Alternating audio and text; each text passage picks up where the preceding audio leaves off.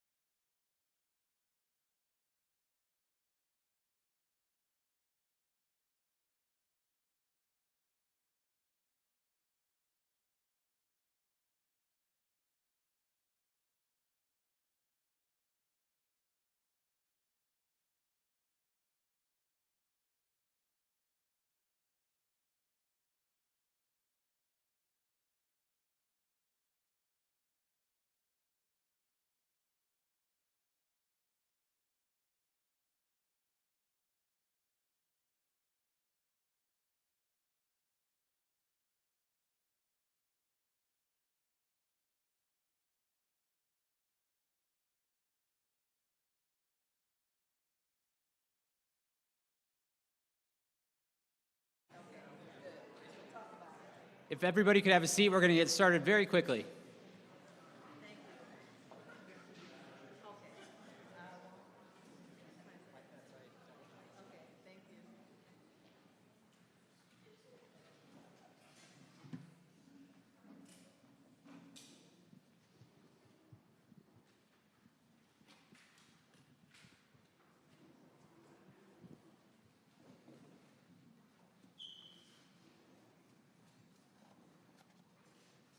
Good evening, everyone. My name is Rita Ali, and I would like to welcome you to this City of Peoria event, Moving Housing Forward, Residential Development Opportunities. Thank you for being here.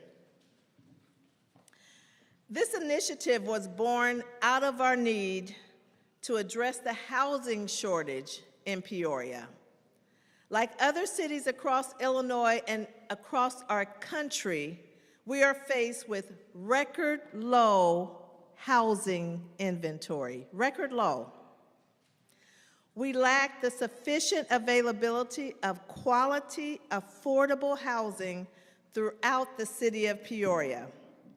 There is a need and a demand in all categories of housing: housing for the homeless, housing for the low to moderate income families, housing for middle income working adults and their families.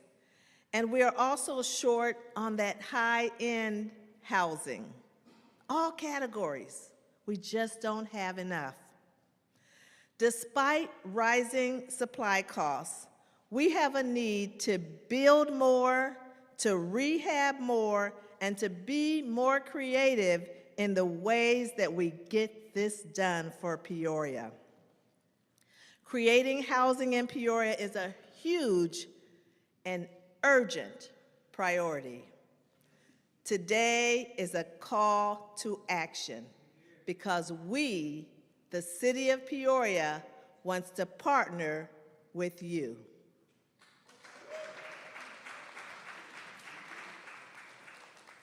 So we are inviting each of you to the table to work with the city in collaboration, in partnership, to create more housing here.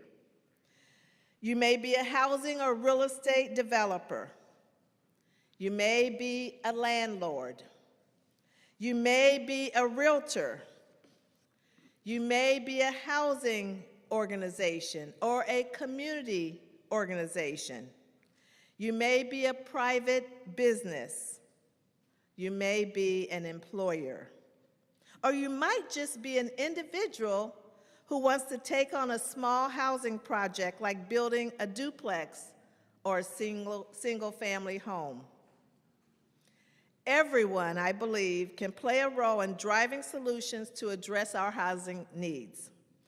We have some propositions and possibly some free land that might assist your efforts. Before I share tonight's agenda, I want to point out that once again, the 4th year in a row, Peoria was named by Livability as one of the 100 best places to live in the United States. Peoria. Peoria, Illinois is one of the most livable cities in the country, according to a national survey. Peoria is described as having big city amenities with small town living costs. Along with having a diverse job market centered around medical and engineering jobs at companies like OSF, Carl, and Caterpillar. Peoria is praised for its scenic riverfront views. Look out the window. Great trail system, and our strong sense of community. Strong sense of community. That's what brings us here tonight. Our culture of caring, as Ida's Karen Davis would say. Where's she at? Thank you all for coming out. Let's get to work moving housing forward in Peoria. Thank you.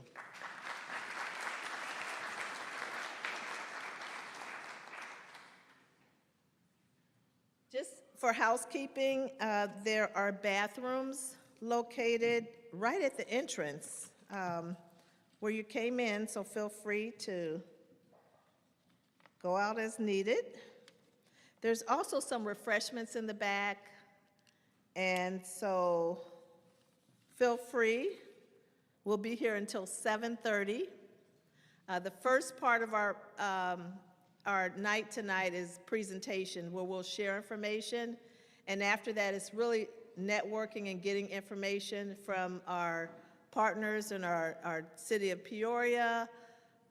Staff are here.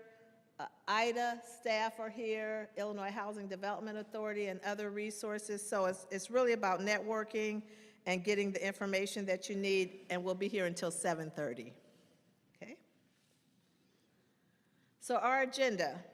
First, you will hear from Olivia Ortega. She's with the governor's office, and she's the governor's director of Housing Solutions. We're really pleased to have you here, Olivia. Give her a hand.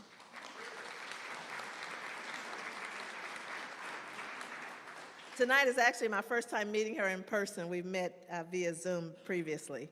Secondly, you'll hear from Jacob Javier. He's our City of Peoria Fellow for Housing through the Bloomberg Center for Cities at Harvard University. And he is a fellow who is here with us for 2 years. His main primary focus is housing for Peoria.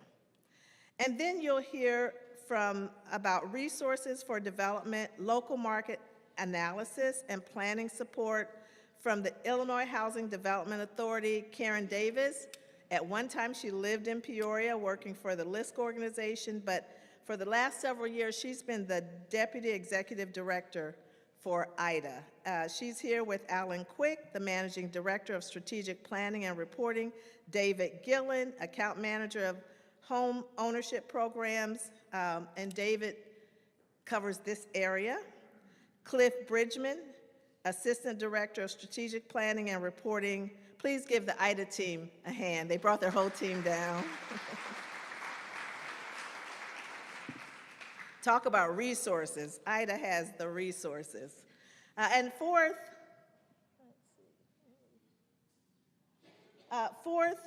we will, our own Assistant City Manager, Kimberly Richardson, will talk about how tax increment financing, or TIF districts, can work for you. And in Peoria, TIF is our biggest financing tool. So she'll talk about that. And then we will end our presentations with our Director of Community Development, Joe Doolin, who will talk about housing development opportunities in Peoria. So those are our speakers for the night.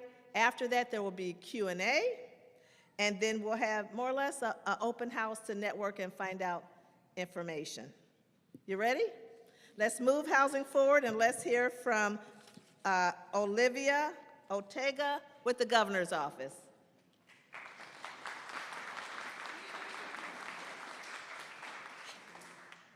Hi, folks. It's a real pleasure to be here. Thank you so much to Mayor Ali and the City of Peoria for having me. It's a beautiful night to be on the riverfront, and I really appreciate the creativity and the drive that went into bringing this event together and bringing this room of specific people together as well. So, as the mayor mentioned, I serve as Director of Housing Solutions for Governor Pritzker.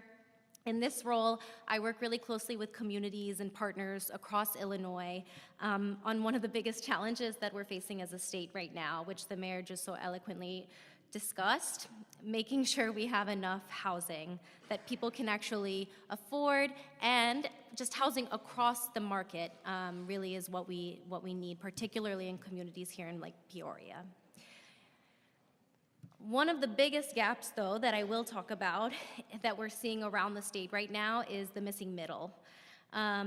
These are the types of homes that used to help build up our neighborhoods, whether it was a small single-family home that is a great starter home for a couple that wants to start a family, or a duplex or a four-flat where your landlord lives below you, which is currently the situation I find myself living in.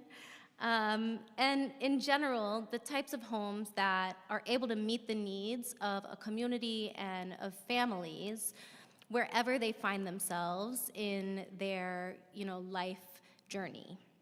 And that's really what this is about.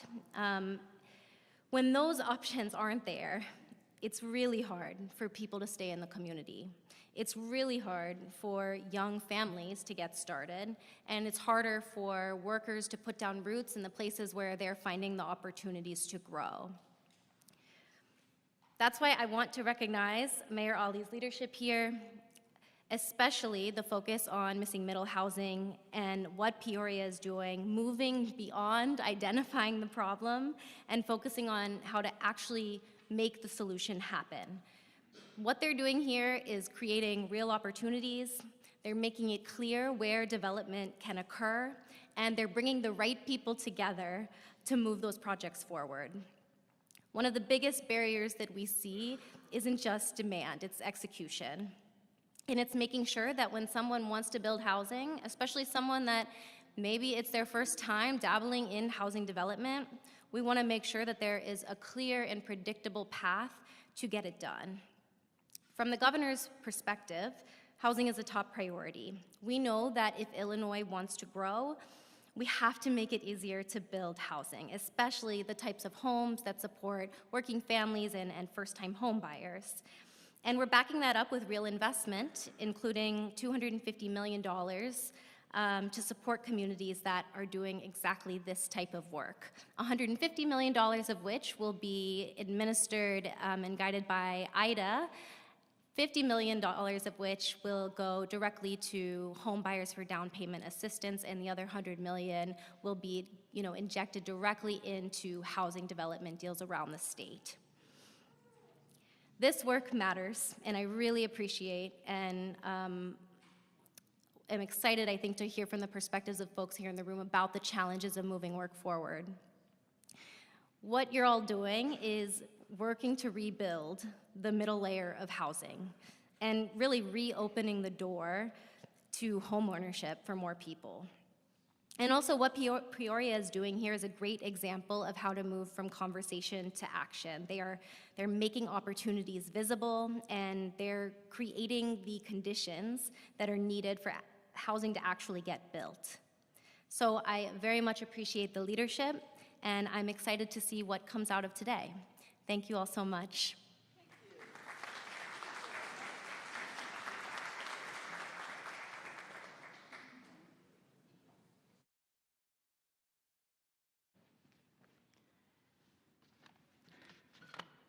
Good evening, everyone. Thank you, Mayor, and thank you so much, Olivia. We are glad that you're joining us here today. And thank you. Thank you to all of you for taking your evening and just joining us here today. Today, I want to dive into the numbers, but before I do that, I want to answer a question that many of you might have. Who is this guy? So, hi, everyone. I'm Jacob. I'm from India. I grew up in New Delhi in a low, mid-income family. I was the oldest of 3 kids. I'm competitive. I had to be the first kid. Before I was 12, we had lived in 6 different apartments. Sometimes the rent goes up. Sometimes the landlord kicks you out. Things just fall apart. What gave me stability were my teachers. They are why, for a decade, I worked in schools myself, in New Delhi, in Newark, New Jersey, and most recently in Brooklyn, New York, trying to give what I had once received. Then last year, I was a student myself, and on graduating this Harvard Bloomberg program, they said to me, they said, go to Peoria. I promise you I could not have found Peoria on a map at that point. Of all the cities in America, you're wondering why Peoria? Cities across the country are tackling tough challenges. Cities across the country are looking for partnerships. But for every 3 cities that applied, 2 were rejected.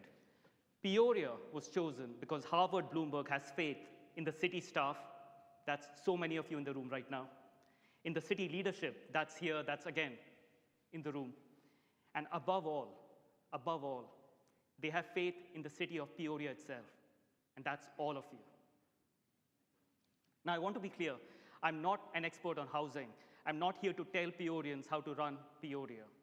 What I want to do is to hear concerns, is to facilitate conversations, and to share my perspective of what I see as an outsider. So let's get started.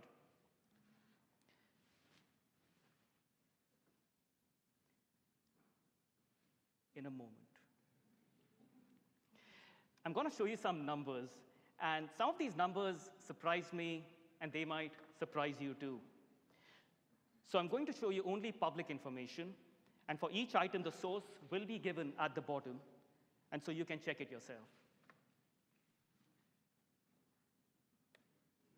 Okay. Why housing? Why Peoria? And why right now? Across the state, we need 45,000 new homes every year. Across the state right now, our track record is of 19,000 new homes every year. Those are big numbers. So how do we simplify that? If there are 9 families in line every year, we help 4 families and we turn 5 away. Next year, 9 more families come in line, plus the 5 from before, and each year that accumulates. That's 5 families, our teachers, our nursing assistants, our social workers, young professionals in their first jobs turned away, waiting in a line that gets longer every year. Is that what we want for our communities? Second, Peoria has both homeowners and renters, and we have 21,000 households that are renters. Half of them are just 1 or 2 paychecks away from being on the streets. That's not right. That's not fair. Every Peorian deserves more. Every Peorian deserves the opportunity to own a home in the community where they work, where they raise their kids, where they root themselves. We must make that possible in Peoria. And third, Peoria runs on the industries that have built this historic city. And those industries are run by hardworking Midwestern workers. The folks on the floor in our factories, building the machines that move the earth.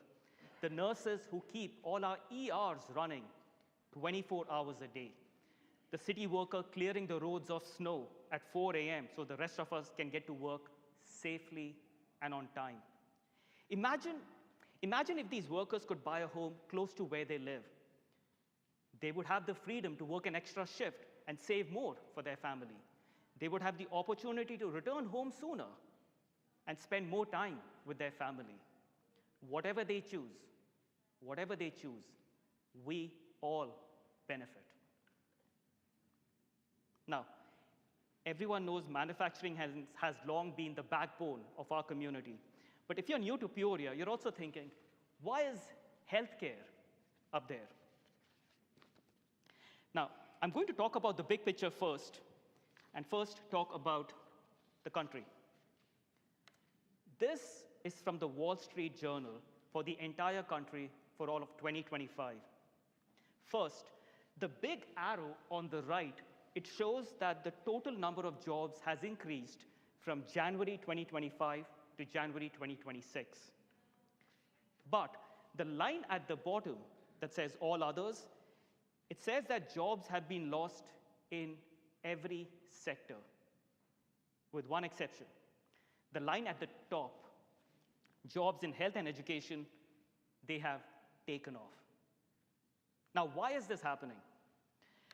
Part of the answer in that circle there is automation and AI. But AI cannot hold a patient's hand. AI cannot comfort a sick grandma. A doctor who looks at you in the eyes when you are feeling scared and says, it's going to be fine. AI cannot do that. In addition, whether the economy goes up or down, babies, we have one here, babies still get runny noses. Adults still twist their ankles, and grandpa still needs a checkup, especially when he insists he does not. The demand for doctors does not disappear. Healthcare is driving the American economy, and it's not just the Wall Street Journal. Everyone agrees. Have a look. This is just from the last 3 months alone. There were more headlines I could have put up here. It would have been too much. But this is about the country. How is this relevant to Peoria? We'll come to that. First, let's talk about housing in Peoria. Realtor.com looked at the 300 largest metros in the country. For housing demand, Peoria is ranked 26th, ahead of Boston, ahead of Cincinnati, ahead of San Francisco. Now, when demand is up and supply isn't here or supply is low, will prices go up or will prices go down? Prices will go up, yes. This screenshot is directly from Redfin. Each line is 1 year of housing prices. So you have 2023 at the bottom, then 2024, 2025. 2026 is a short line because that's from January through March. Now you'll see that each line starts low in January, goes up in summer, and then drops by December. That's normal. Housing prices are seasonal. Every city in the country sees that. But here's the important part. Every single year, prices have gone up. So these two slides make Peoria look like a success story, right? There is more. This shows the age of homes that people are buying. The number on the top right, only 11% of homes were built, only 11% of homes sold were built in this century. The number on the bottom right, 70% of homes being sold right now were built before 1980. And the big circle at the bottom, right here, 1 in 5 homes being sold right now was built before World War II. Less than 2 weeks ago, on Friday morning, I was at a safety event, and I met Brieja, who was sitting here. Peoria Public Schools has recruited more than 100 teachers from 18 different countries. That's from England to Ethiopia, from Japan to Jamaica. They chose not New York, not Chicago, not LA, they chose Peoria. They're excited, they visit, they come here. They want a home, and we show them something that was built when the president was Eisenhower. I'm sure he was a wonderful president. Guys, in Peoria, we have beautiful, beautiful history. History that many in this room are working hard to preserve. But we must honor our past, but also build for the future. Speaking of the homes being bought, who exactly is buying these homes? The media says that millennials have been shut out of the American dream.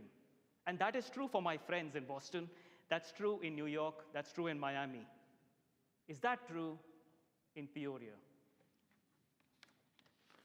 In Peoria, millennials are buying homes, but so are grandparents. Now, this was a bit surprising because the average home buyer age in Peoria is 41 years old. But if you dig deeper, there is more. The data splits into 2 buckets. The arrow at the top shows that millennials are not shut out in Peoria. No, in Peoria, they are buying homes, they are paying mortgages, they are building their American dream. This is possible in Peoria. The arrow at the bottom, grandparents, empty nesters. Peggy, a former nurse, I'm not sure if she's here, but she's a former nurse who works with senior citizens in our community right now.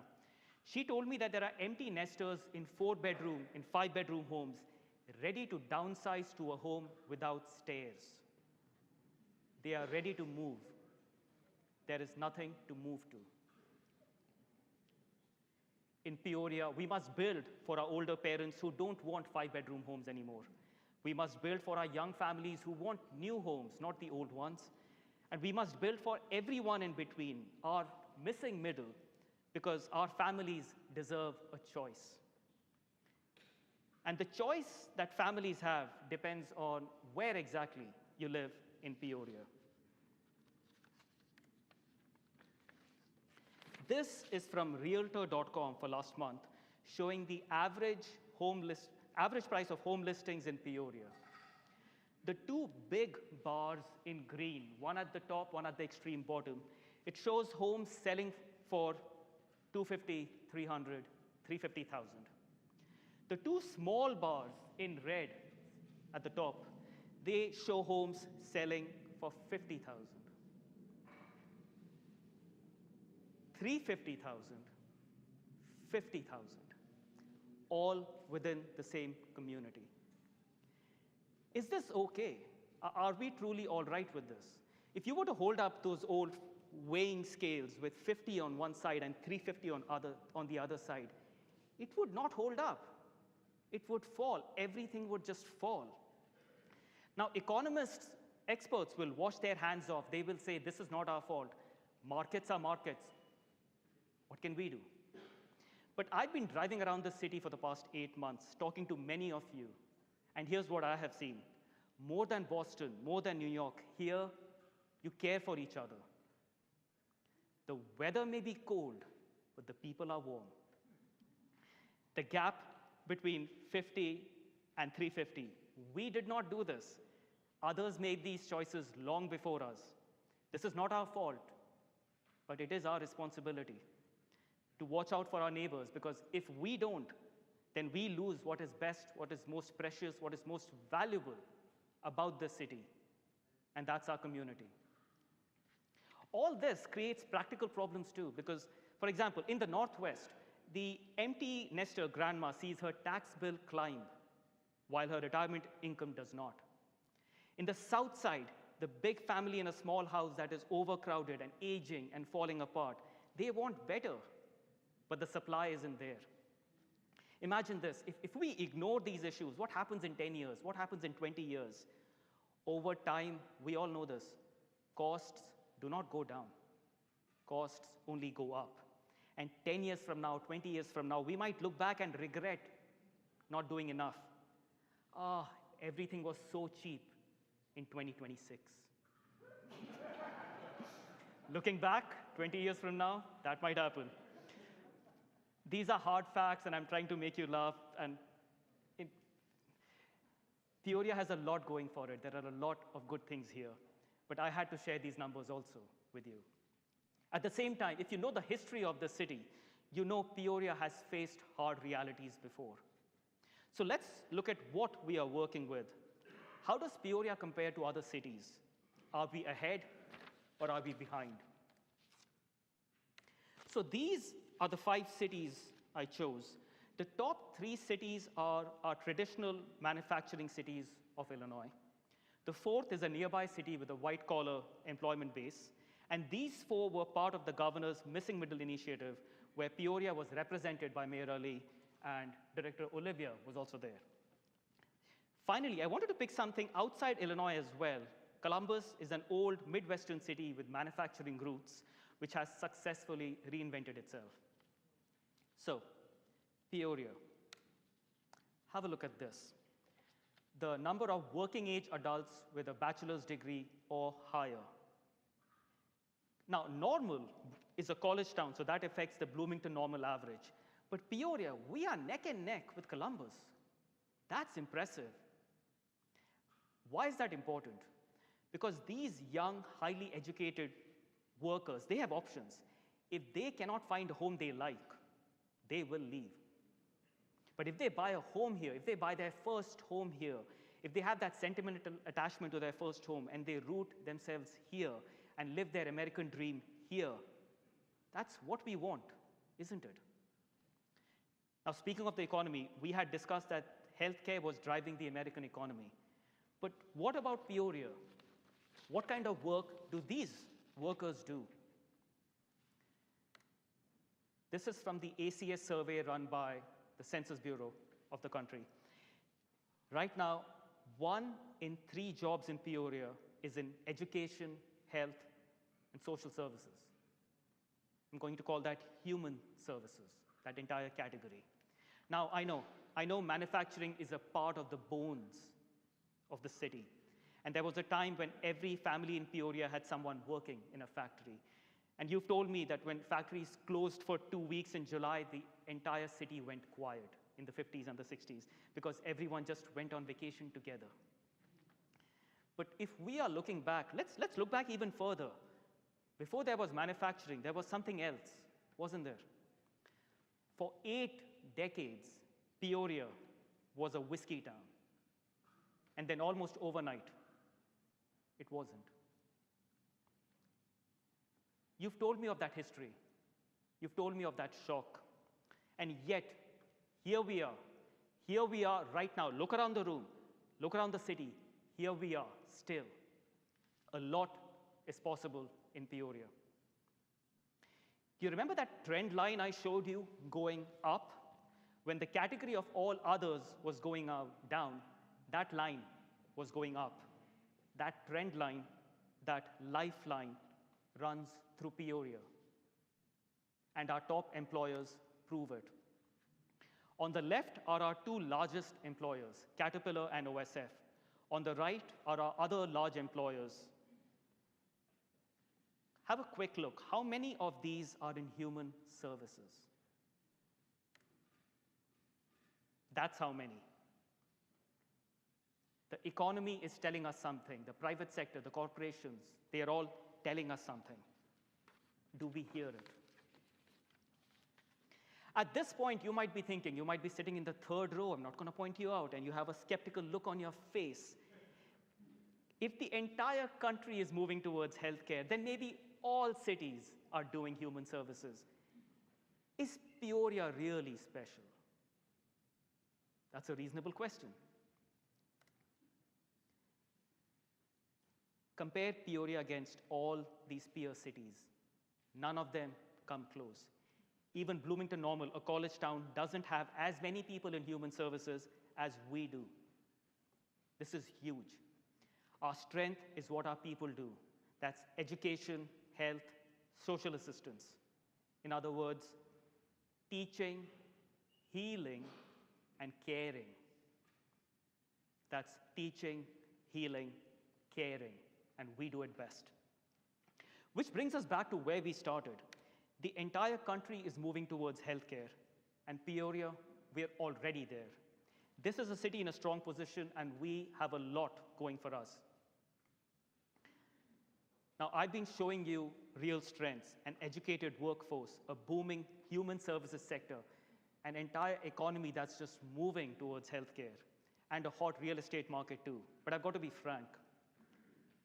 There are some challenges as well. First, look at the right side here. The right side shows you that 1 in 4 families in Peoria earns above $100,000 a year.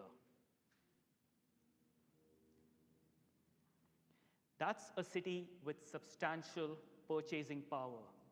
That's doctors, engineers, architects. That's a city where people invest, where people build, where families thrive. This surprised me, and maybe it surprises you. We are doing well. Now, look at the list of cities here. Where do you think Peoria ranks when we look at the proportion of families earning less than $25,000? Just quietly think to yourself.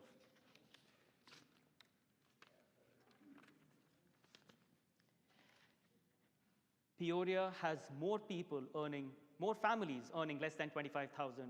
It's higher even than Rockford and Decatur. That surprised me. This surprises me. $25,000 a year is $2,000 a month. You pay your rent, that's the biggest chunk, that's the biggest bite out of it. Then utilities, groceries, and gas, and after that, what's left? Nothing. Such a gap inside one community, inside one Peoria, where one family invests in real estate and the other family cannot patch their leaking roof. That's a problem for everyone. Now, I know you are aware of these issues. I know you're working on these issues. In this room, I see community leaders sitting right here. I see faith leaders sitting right here. I see all of you. I see people who felt called to love their neighbors. I see people who feel called to help their fellow Peorians. And you've been doing this long before any of us got here. But this is not a paper cut. It's a wound that is serious and severe. And wounds like these heal only when all of us work together. Peoria needs housing at every price point. We need housing for the families making below $25,000, for the home health aide or the teaching assistant in their first job. Because if they can't find a home here, then in our homes, grandparents wait longer for care. In our schools, one teacher has to do the job of 2. We need mid-income housing for the families in the middle. young engineers from Bradley or ICC, families one promotion away from their first down payment. They need the possibility of home ownership. They need a place where they can put down their roots, where they can raise their kids, where they can have a family and have a dream for the future. And we also need homes for the families that are doing well, those earning more than $100,000 a year. The small business owners, the contractors, those who employ others within the community. Because when they choose Peoria, they build our tax base that funds our cities, our parks, our police, and the businesses that open next door. They have choices. They can live anywhere. We want them to choose our community, our city. We want them to choose Peoria.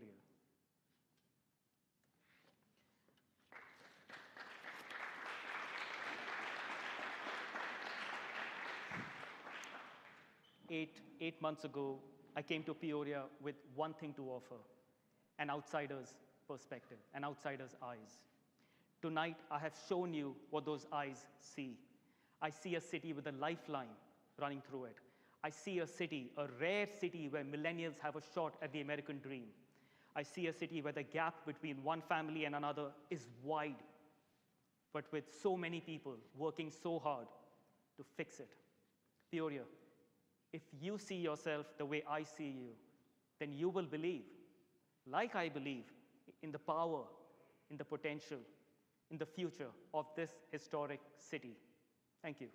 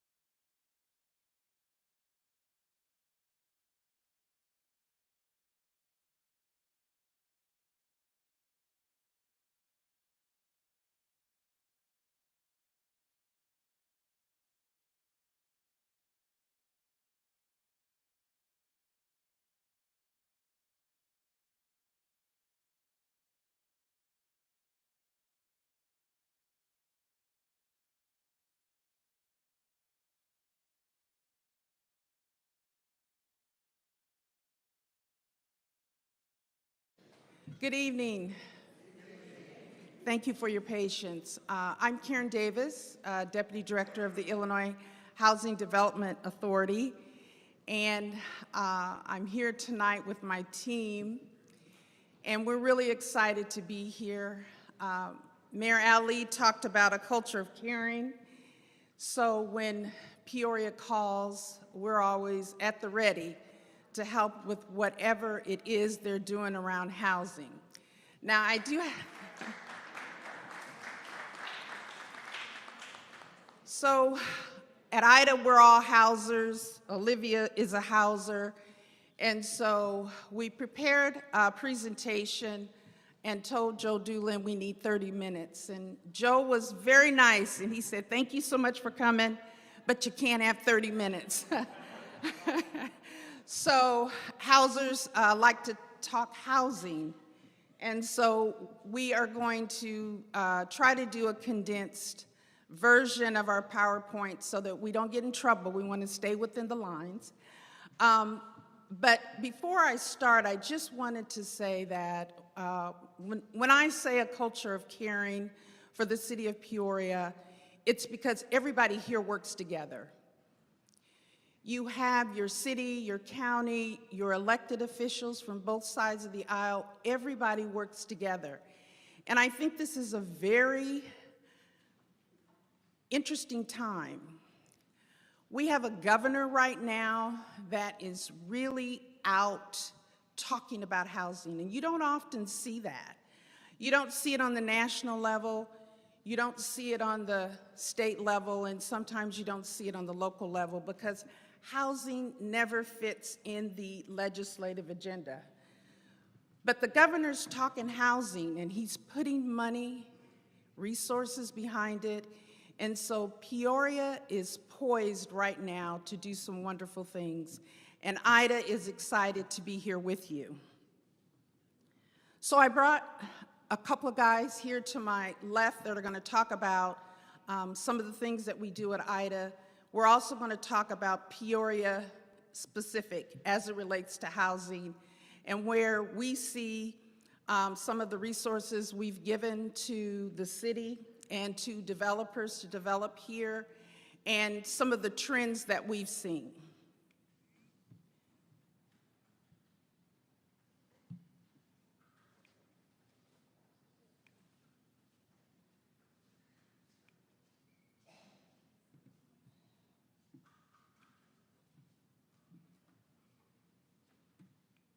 Help, I'm pushing the button. Okay.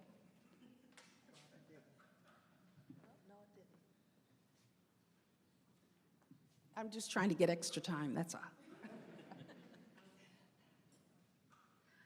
There we go. Okay, thanks. Yep. Okay, thanks, Joe. Okay, You can have an extra 20 seconds. thank you, I'll try to stay there. So when we talk about housing finance agencies, that's what IDA is, and that's the acronym for the Illinois Housing Development Authority. Every state has a housing finance agency, and previously I would say IDA is in one of the top 10 in the country, but I've been told by one of my staff folks that we're actually in the top 6 in terms of our size, in terms of the work that we do around affordable housing. So housing finance agencies, we were established to actually help meet the needs of affordable housing. We're independent. We have special powers to do things within the state, within housing, within finance. And over the years, we have provided about 250,000, helped 250,000 renters and homeowners across the country. So IDA, we were created in 1967 by the Illinois legislative body. We help families, adults, we help the homeless, every type of housing you can think of. IDA is somewhere providing one of our funding sources. So we use tax-exempt bonds, we use the low-income housing tax credit, sometimes called LIHTC, and we have other affordable housing programs. But all in all, we've put about $29 billion in the state using state, federal, and other leverage sources since 1967. So how do we do that? We do that by multifamily financing. We were just here last week at a ribbon cutting for Churchview Gardens, and that was one of our multifamily projects. Today, we were with some of your folks from Habitat. We did provide funding for some of the units they're doing right now. We also do affordable home ownership. Dave Gillen's going to come up and talk about some wonderful programs we have around mortgages and some of the down payment assistance that we have. And then we also do community revitalization and planning. Here in Peoria, we've already done 3 separate planning documents for you for the South Side, for East Bluff, and for, I believe, the area that's called Near North. So with our multifamily financing, we do loans, we do grants, we do tax credits. There we typically work with people who are at 60% of area median income, And in Peoria, a household of 3 is about $52,000 annually. All in all, through our multifamily financing, IDA manages a little over 110,000 units throughout the state, about 1,900 developments. So this is just a list of some of the resources that we use to make the housing numbers work. I won't go through all of them, but just know that we use all of those and a combination of those to make the numbers work for affordable housing. So that's all I have to say. I rushed through really quick. We are going to be here after we're finished to ask some individual questions. And I'll turn it over to Dave, who's going to talk about our mortgage programs that we have. David?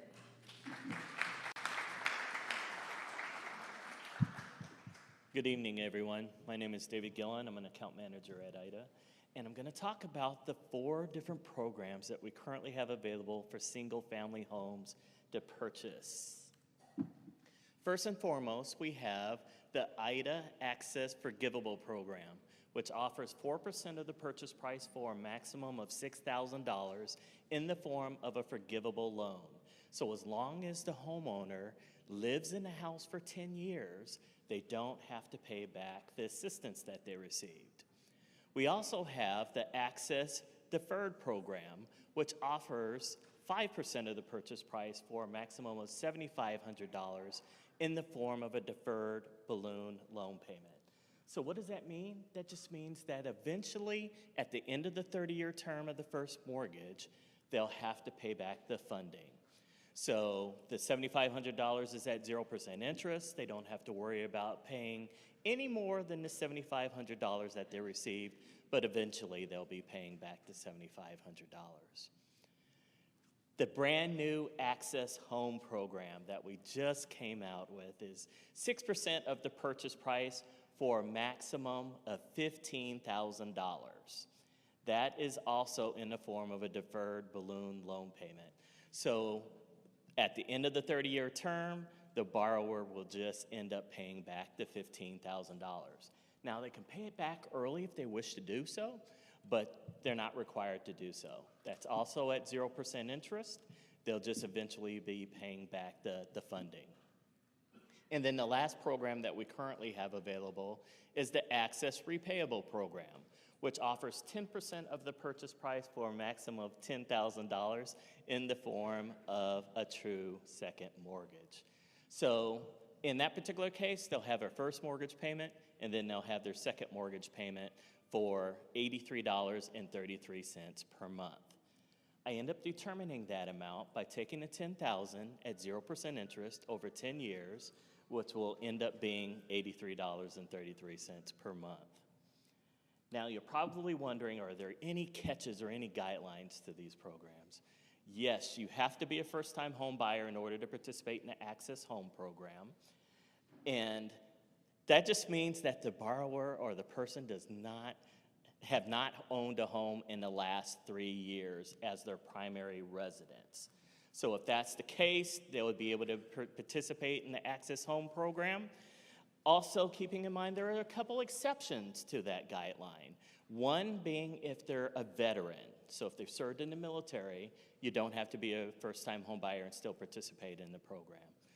2, if they're purchasing in a targeted area, then they don't have to be a first-time home buyer in order to participate in the program. The income limits and purchase price limits are slightly lower for this particular program, which I'll be showing you on another slide. All borrowers have to have a minimum credit score of 640 or higher. That is across the board in all cases on all of our programs. But they can utilize FHA, rural development, VA, or a conventional loan is an option as well. And those down payment requirements are low for those programs because it's as low as 3% down on a conventional loan, 100% financing for both for VA and rural development, and as little as 3.5% down on a FHA loan. With that in mind, our assistance can go towards those down payment requirements. But we do want to see that the borrower has some money into the transaction. So with that in mind, they do have to invest at least $1,000 or 1% of the purchase price into the transaction. Also, as I mentioned earlier, you do have to be a first-time home buyer in order to participate in the Access Home program, and you have to take home buyer education. And we have several agencies that are in the room now that offer that education. So you'll be able to take it here in town without having to go online if you wish to do so, or you can take it online as well. All of our programs are for purchase transactions only, so you do have to live in the property in order to participate in our programs. We don't currently have a refinance product. But you can purchase a single-family home, you can purchase a townhome, a condo. It could be up to 2 units as long as you're going to be living in one of the 2 units. So that is also possible through our programs as well. So all of those options are available, and a community land trust is also another property type that can be purchased utilizing our programs. We do have income limits and purchase price limits. For a 1 to 2 unit property, you could make us for a 1 to 2 person property, you can purchase through the Access Home program if you make $110,100 or less. If you're a 3 or more person household, you can make as high as $126,000 and still participate in the program. Maximum purchase price for that particular program is $644,000, and you would still be able to buy a property through the program. The other 3 programs that I mentioned earlier, you could make as high as $132,000 and still participate through the program. So very flexible in the income limits and purchase price limits. Thank you so much for listening to me on the homebuyer programs.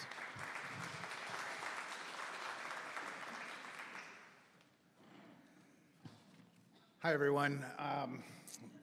Let's see. Let me figure this out before. Oh, there we go. Okay, how do I go back? I need to finish up what IDA can do before we sort of talk details about Peoria. We also have, in addition to the multifamily financing that Karen spoke about, and the home ownership and the home buyer programs that David spoke about, we have community-facing programming that we offer here in Peoria through the city of Peoria. Cities come to us and they work with us, and we can provide grants that will help homeowners fix their homes. We can provide grants that will help local governments renovate and demolish vacant properties. So we are on the ground with communities financially. We also offer long-term planning partnerships with communities so that they can understand their local housing needs and understand what's driving them and understand or plan for making investments in housing that is needed within a community. So it's that housing that's needed within a community that I want to talk to you about today. This is a slide that just shows the work that IDA has done throughout the state. In the last 5 years, 21,000 rental units, 39,000 home buyers, 5,342 vacant homes, and then 26 planning partnerships, which we've taken communities and helped them plan for their housing future. 3 of those partnerships have been here in Peoria. I think they're actually counted as 1. So 1 of those partnerships, 3 communities were here in Peoria. Okay, so I wanted to talk a little bit about affordable housing markets. Jacob did a lot of the groundwork for me on this. So I'm gonna take our time to talk about sort of micro market analysis and speed through this Peoria level analysis. We use market analysis to not only understand where the housing needs are throughout the state, but also to know a good deal when we see one, and one that we want to fund. I think that's the biggest lesson. Understanding your community is one thing. Understanding the small areas of your community, the micro communities, the neighborhoods, understanding what those needs are, what the individuals who live there need in their housing. That's the biggest advantage that you can bring to a process of supplying housing to a community. Understanding those needs and what they are and what's driving them. This makes us really happy, and it makes us want to give you money.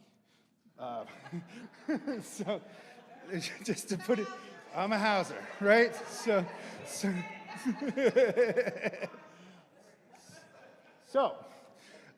this is the level that Jacob was talking about. This is Peoria. This is against the county, against the state. As you can see, I totally agree. Our analysis agrees with Jacob's analysis. We have a high concentration of Black and African American folks in Peoria. We have a rising Hispanic population. We have declining high school and college graduation rates that we should be looking at. We have encouraging growth in the median incomes, but it's still really low compared to the state, compared to the county. This is a predominantly home ownership market, but rental is really important, especially in some areas of the market. IDA has been very active in your market. So let's see, mid-level market analysis. When we go into a community and we're looking at an application for funding, we look at a very small market area. We look at census tracts and the census tracts that touch it. And it's, without a specific site, it's really hard to do that level of analysis for you all. So what we did was we had our market analysis team in my department kind of pull together 4 market areas that we thought kind of worked for Peoria. If they don't work for Peoria, come talk to us. We'll redo them, and we'll redo them for your specific market, and we can talk about it. But the way we divided up Peoria was 4 different markets. 1, South Peoria. 2, downtown West Bluff, North Valley. Did I get that right, Joe? Joe told me not to call it downtown, that y'all would be offended. So this is our area. 3, Central Peoria. 4, North Peoria. That's where the exurbs and the suburban areas are in this community. Okay. This is the same market data tool that we had for the city. Now we have it for the city and for each of those 4 areas next to it. So what you can see here is that the South and downtown West Bluff, North Valley areas are where there's the biggest concentration of poverty and the lowest median incomes. But they are also the areas with the most Black people and the most Hispanic people. That is something very key to look into as you're planning for housing and what your housing needs are. Know who lives where and what opportunities you want to provide for them, and what opportunities you want to provide for yourselves if you're coming from one of these areas. Another thing to point out is that across the board, Hispanic and Latino populations are growing, but they are most expansive in the downtown area. Why? Maybe it's because that's where all the jobs are. There's a lot of jobs in the downtown area. Housing stock in Peoria, this was covered by Jacob, is very old. 45 years old, by and large, 45 years or older, and especially concentrated in those 2 areas, the South and the downtown. That's where you see the oldest concentration of housing. As you get out, the housing stock is newer. Makes sense. Vacancy rates are higher downtown in the South region, but they're declining across the city. So high rates of declines in the South area may be due to the land banking activity. As properties come down, they're no longer listed as vacant. But these are things that we need to look at as we're looking at our communities and planning for our needs. IDA's really heavily invested across the board in Peoria, but we're more highly invested in the South and downtown areas. That's where the rental housing is. That's where IDA is building in terms of rental housing. I mentioned the IDA investment level because in some cases, that's a barrier to developing. IDA doesn't want to concentrate all of our units in one area. We want to spread that around. However, in Peoria, we are invested in older housing stock. There's a Peoria portfolio that we took over that has 460 units scattered throughout the city. Those units are all counted in the downtown area and the South Peoria area. So our concentrations are reading a little bit too high. So we're not talking about barriers. We're talking about, instead of barriers, we're talking about opportunities. Opportunities to preserve, opportunities to create different kinds of housing that different than the old portfolio style public housing, different opportunities to point out, oh, we have a specific kind of need in this area. Maybe we could have housing that serves that area. That's my love language. That's Ida's love language. So we want to speak that love language with you.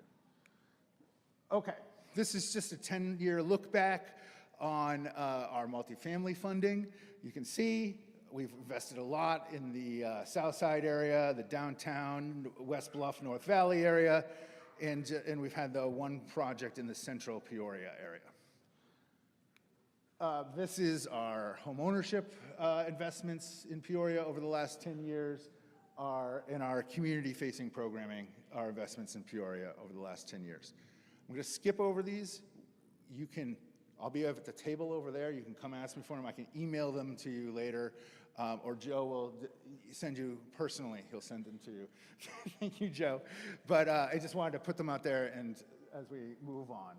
So we want to dig a little deeper into local needs and trends. IDA offers a lot of tools so that you could do this on your own. On our website, which is www.ihda.org,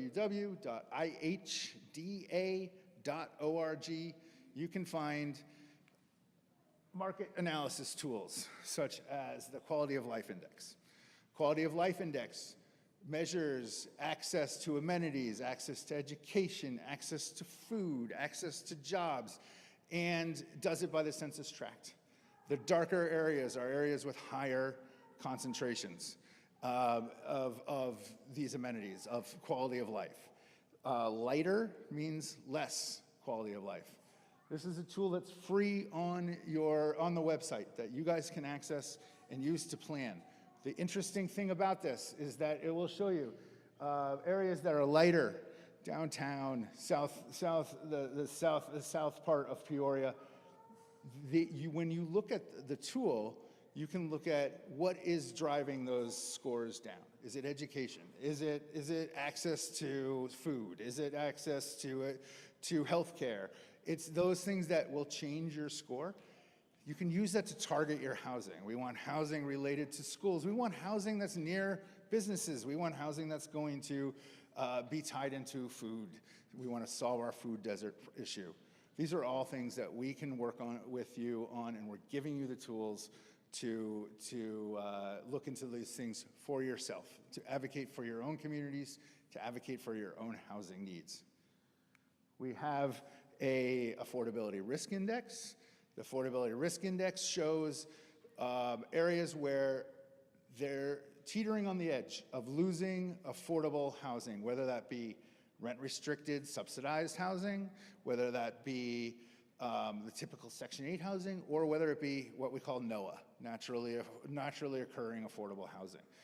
Affordability loss is the big issue. It's going to drive people out of communities that they grew up in. It's going to force people to seek housing that's not optimal for them, that's not near their families, not near where they want to live. So the risk of loss of affordability is big in a community like Peoria that's rapidly changing. You're seeing incomes going up. Affordability, loss of affordability will become a risk soon enough. This tool, also available on our website. You can look it up and you can see what areas in Peoria are at risk and why. Our affordable rental unit survey looks at existing rents and looks at them in comparison to what's deemed an affordable level to certain incomes. What this slide shows is that it's 60% of the area median income. Peoria's affordable market is generally affordable to that level. But at 30% of the area median income, there's virtually no affordability or very little affordability. So in terms of concentrating efforts, what we want to look at is housing that's affordable to those lower and more vulnerable levels. Okay, I'm going to call Cliff up, and he's going to talk a little bit about individualized community planning that we can do with your communities to help you get to this point. Oh, I'm supposed to say my name. My name is Alan Quick. I work at IDA.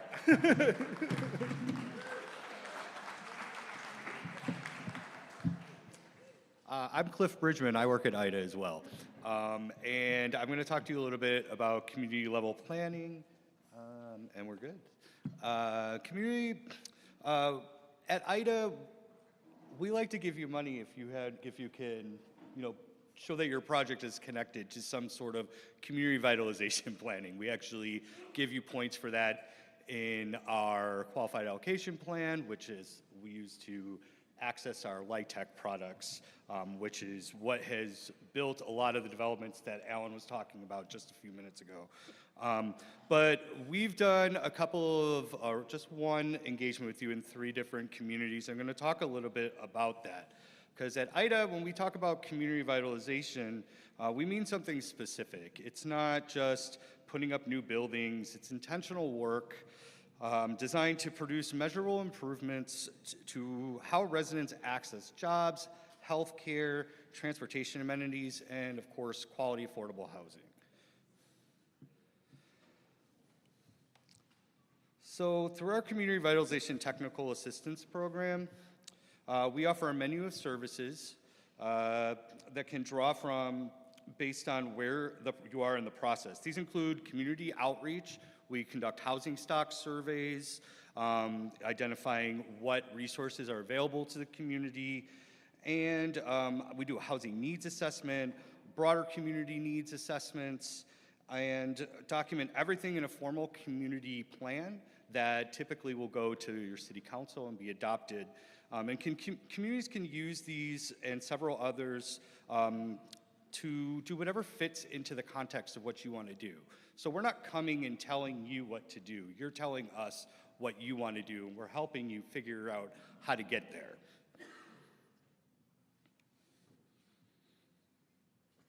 So this kind of planning has real measurable impact on funding outcomes. Since 2016, 232 of our 434 LIHTC applications, so that's about half, have come from developments that have submitted applications with community revitalization documentation. And that documentation corresponded with 78 awards. Since we began proactive planning in 2018, we've built 35 planning partnerships and completed 12 housing needs assessments, 2 of which have already led directly to tax credit awards. Peoria is one of our success stories. The city used our proactive planning services across 3 neighborhoods, and two of those 3 have since had successful LIHTC applications, definitely the near south side. And we've also awarded land bank resources to the city of Peoria as well. So the next few slides are going to zoom into one of those Peoria neighborhoods. We're going to look specifically at the near south side, which is part of the city's cultural district. Back in 2018, we worked with the community on a comprehensive resident-led look at housing quality across 4 lenses. Those would be land use, vacancy, residential property type, and the condition of the buildings in the community. What you're about to see comes directly from that effort. Now, I do want to preface that this is from 2018, so some of this may be out of date, which means we just need to dust it off and update it, so give us a call. So this is land use. I'm sorry, that's vacancy. Let me go back one. So this is land use. Here's a picture of the land use. What stands out in the near south is it is genuinely a mixed neighborhood. Residential uses are woven together with commercial and institutional uses. And rather than strictly separated, which you see in typical like suburban type settings. And that matters for planning because it tells us that there's more going on there than just housing that we need to pay attention to.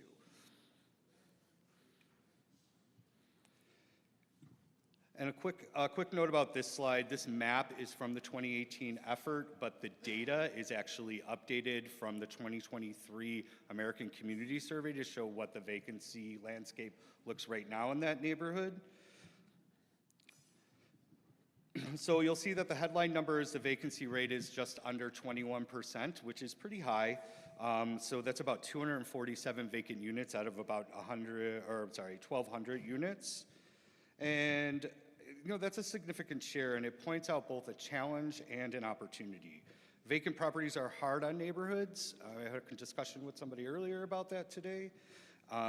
But they also represent land that can be remediated and brought kind of revitalized. And residential property, this is going to look at the residential property in the near south. And looking at residential property types, near south is overwhelmingly residential. The bars make it clear that single family homes dominate this area as well, with only a small share of two flats, multi-unit buildings, or other configurations, which is what Olivia was talking about earlier with the missing middle. So that's one of the pieces that's missing from that neighborhood that we would want to see proliferated throughout that neighborhood to sort of interrupt the housing market there and try to set it on a trajectory for improvement. And finally, building conditions. The good news is that most of the structures in the near south were rated in sound or excellent condition. But there's a meaningful tail of properties in fair, poor, or deteriorated condition, and those are exactly the properties that are at risk of becoming the next vacancies. This is where home repair and rehab and targeted acquisition programs can make the biggest difference in holding the neighborhood together. And finally, we just have some information to connect with us on social media. And I do want to do a little plug. I would like you guys to stop by the table because we are doing a refresh of the Illinois Housing Blueprint, which is a document that we put out to analyze the housing market throughout the state in specific regions. And we are actually conducting a listening session to get your perspective on the housing market in your neighborhood. We don't want to just look at data and make assumptions on what the housing market's here. We want to hear from the community. That's taking place on June 17th. I'm not sure of the location. It's on my flyer, but it'll be on June 17th. So I hope that I see you guys there. Thank you.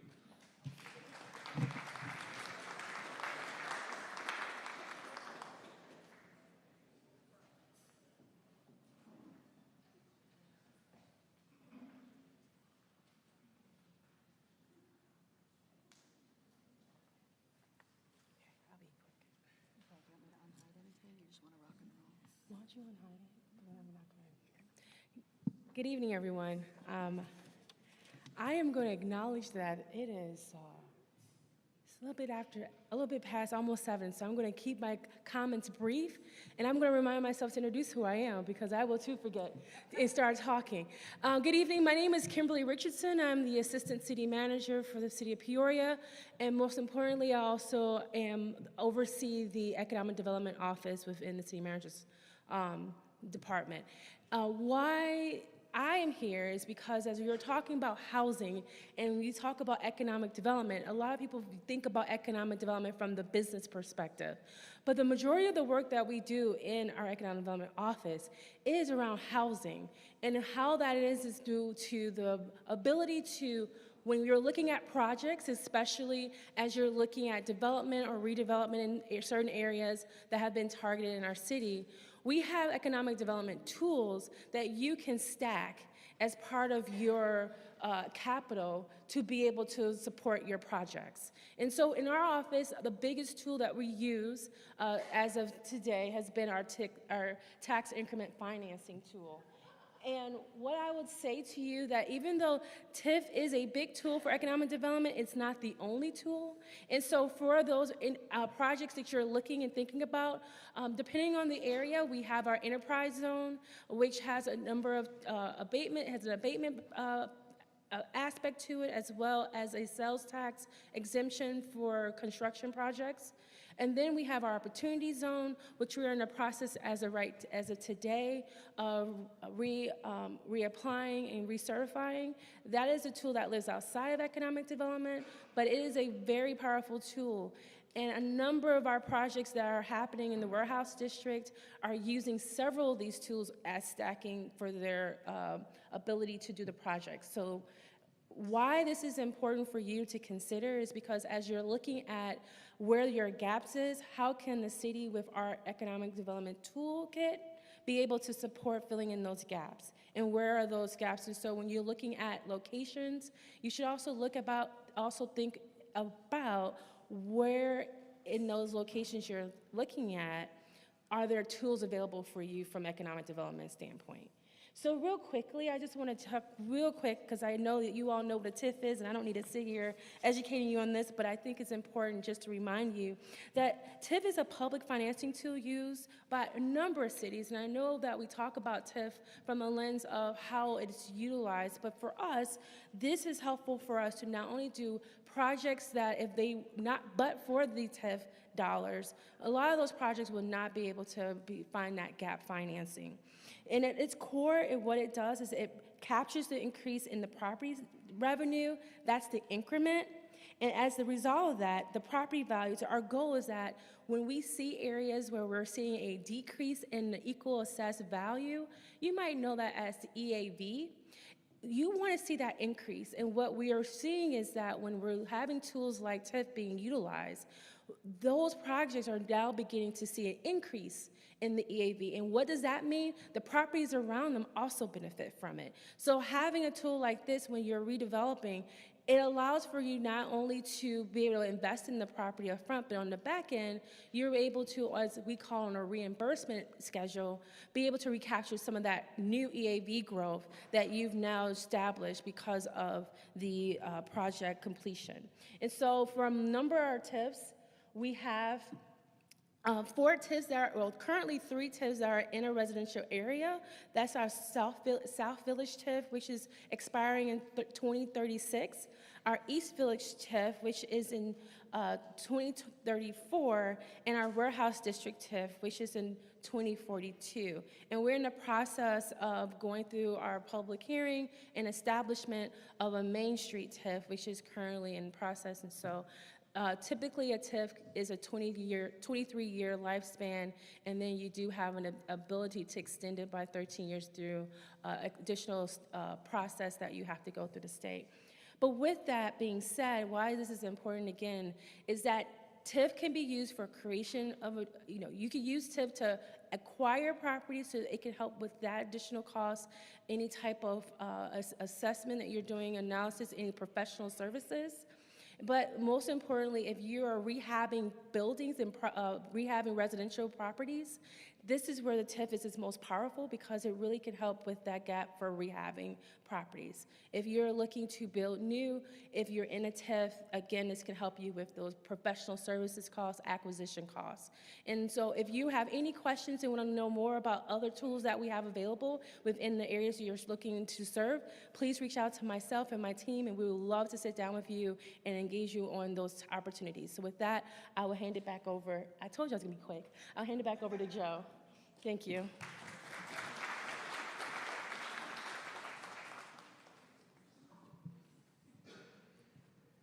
Thank you, everyone.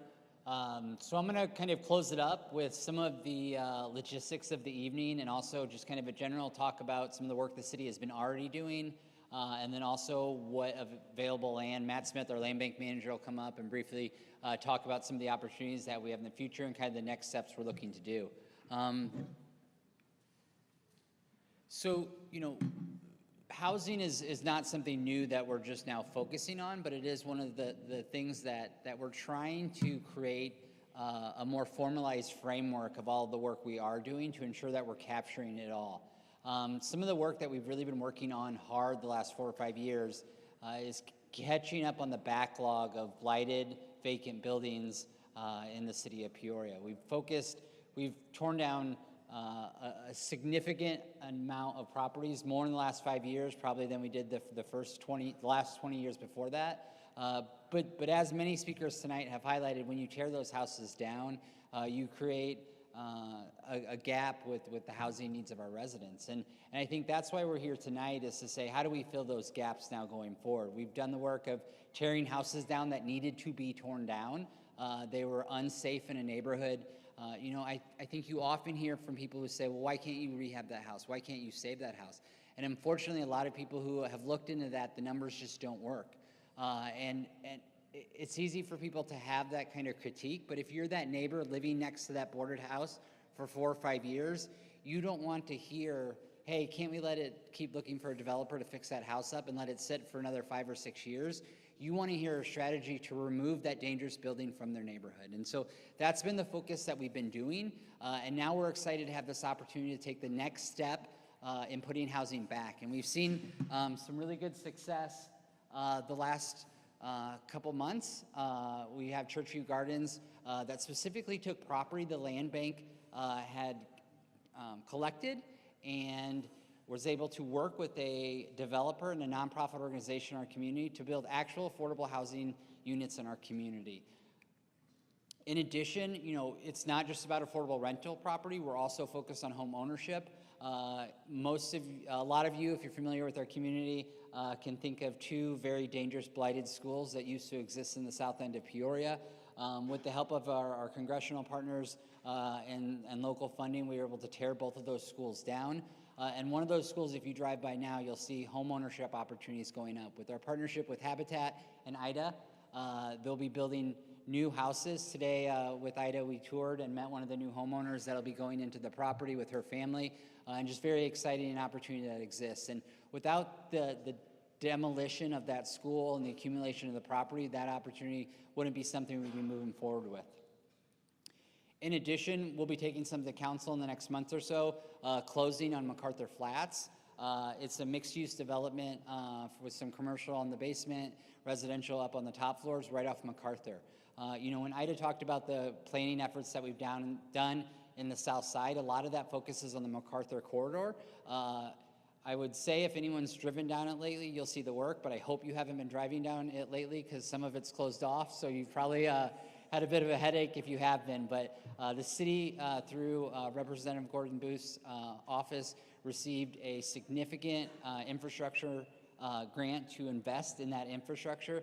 Just last week, City Council approved, in partnership with the Park District, about $500,000 in upgrades to MLK Park across the street. And hopefully within the next few months, we'll close on a tax credit project with Pivotal and Peoria Opportunities Foundation for MacArthur Flats too. So we are seeing this work pay off, and part of the reason we wanted to bring everyone here tonight is to encourage more opportunities of different areas that we hope to see more involvement in the future too.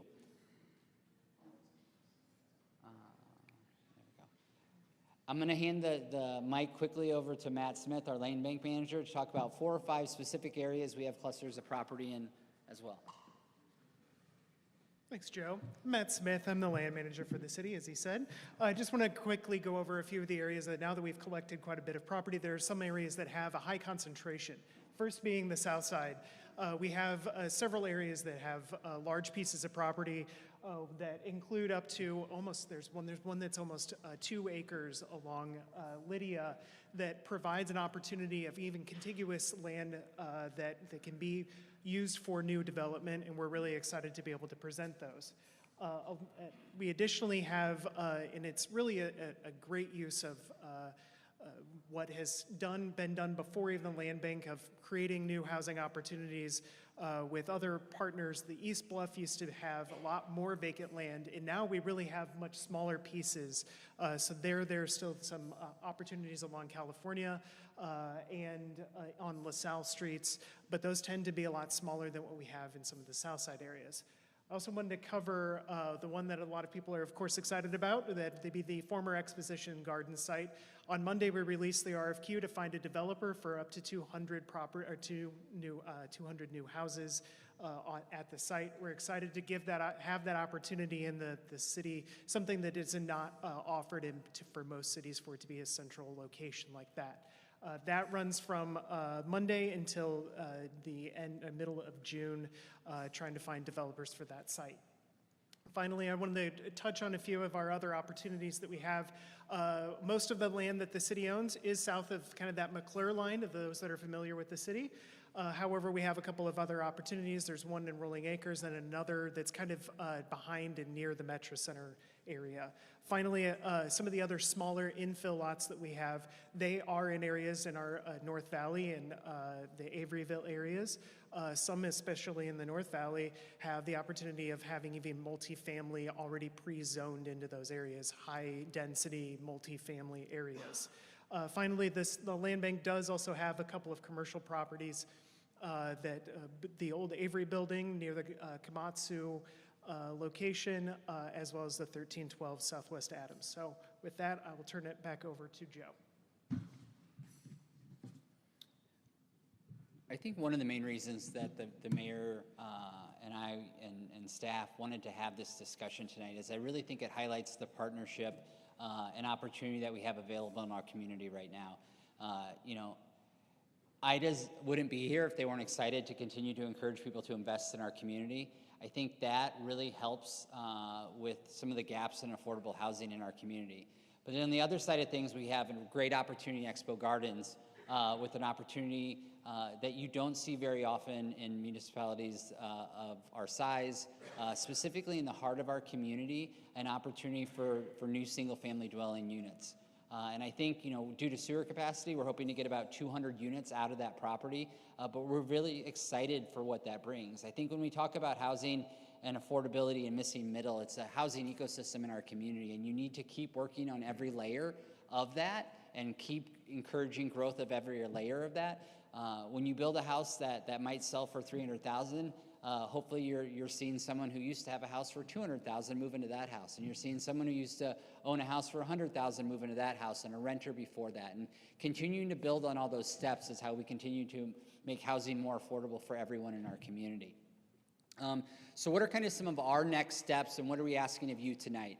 So in your folders, there was a draft of a housing strategy framework that we're looking to get feedback from the residents on, the community on, developers on. We're hoping to take that feedback, evaluate it, and work with our mayor and our council to formally adopt all of the work we're doing. What you see in there is a lot of work that we've currently done, some strategies that we're going to take going forward, and just kind of want your feedback. If there's anything in there that you think we should be focusing on that we're not, that's what we want to hear. There's an opportunity in there to fill it out tonight, but I encourage, there's also a QR code and it's on our website, so probably an easier opportunity to go home and do that. But I really would appreciate everyone taking the opportunity to do that. A lot of people are represented tonight, a lot of different groups, as the mayor mentioned, and we want to hear all of that feedback so we can put it together and really create a framework and plan that the city's going to follow the next 5 to 10 years of how we're going to continue to approach housing in our community.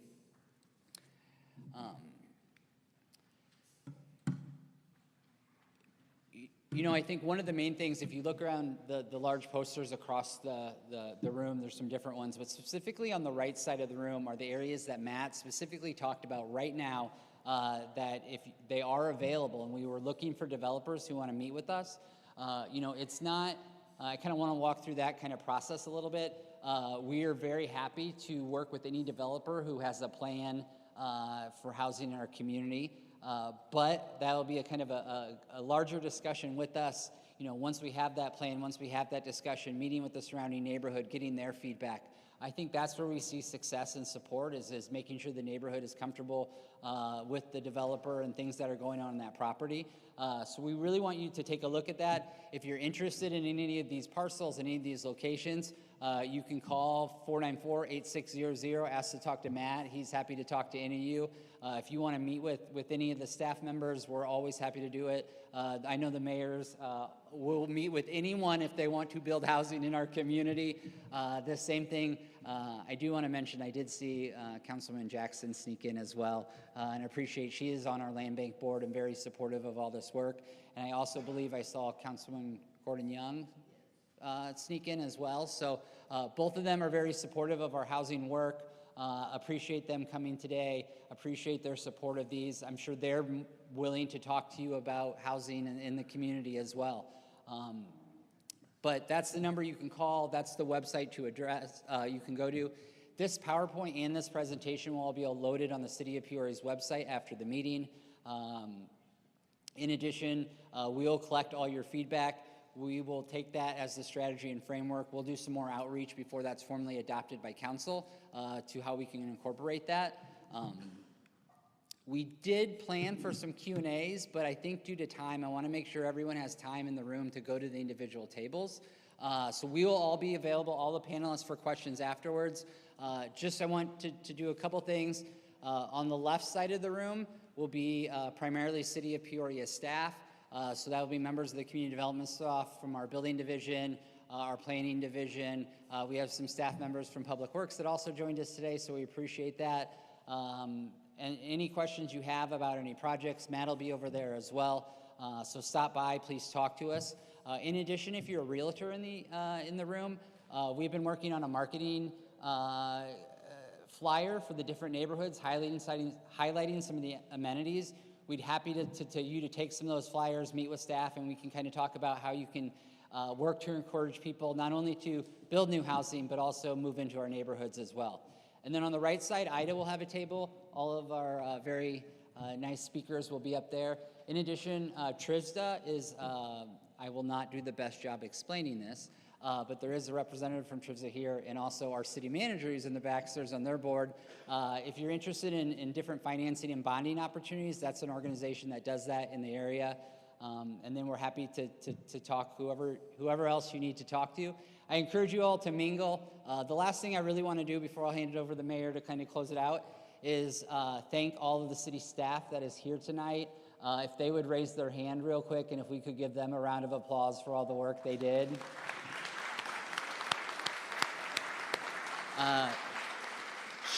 She will not be happy with this, but specifically our fabulous worker, Kaylee Dre, who put all of this together today.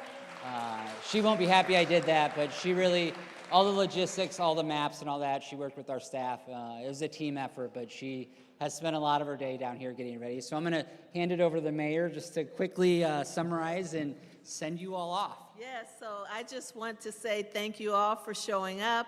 Thank you all for your future partnership with the city and collaboration and moving housing forward in Peoria. Let's get moving. Thank you.